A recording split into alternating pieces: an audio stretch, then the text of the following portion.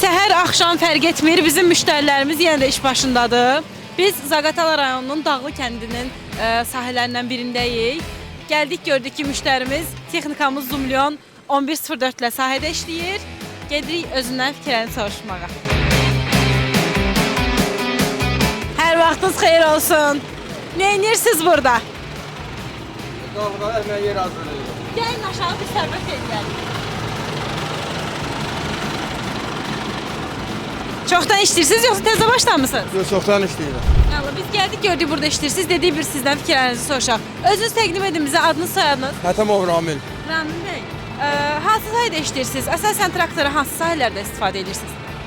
Elə əkin biçində hər biçində də. Qarğıdalı sahəsində. Qarğıdalı sahəsində bəli. Hansı aqreqat qoşmusunuz? Diskli mala. Nə proses görəcəksiniz bu arada? Bundan sonra qışqıma eləyəcəyik də. Neçə müddətdir texnikanı əldə eləmisiniz? Bunu yeni də əvvəldən var idi, bunu yeni götürmüşəm. Bu Zumlionu təzə əldə eləmisiniz. Sizə nə kimi bir üstünlük qazandırdı və yaxud nə kimi bir mənfiliklərini gördünüz? Fərqlidir də, iş prinsiplərində üstündür. Başqalarına baxanda Nə kimi üstünlüyü var məsələn? Lüva işində də iş prinsipində üstünlüyü var, başqalarına baxanda çox üstündür.